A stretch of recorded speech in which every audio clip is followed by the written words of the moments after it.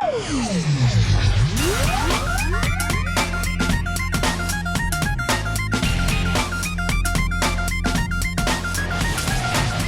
important for us at Saab to tell the Gripen story to everybody, and this is one of the biggest air shows in the world, so it's really important for us to be here. We also participate with a solo display. Actually, I'm flying one sortie each day. It's also important to actually participate during the solo display to not just be at a static and bring out the facts, to also show the audience here the handling qualities and how the Gripen dominate the air during 7 minutes.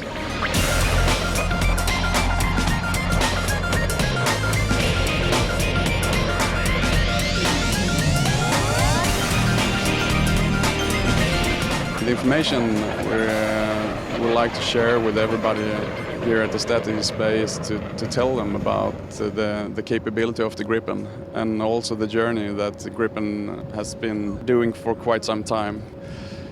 We're here with two Gripen Charlie, a single-seater version, and we describe the capability of that one this year.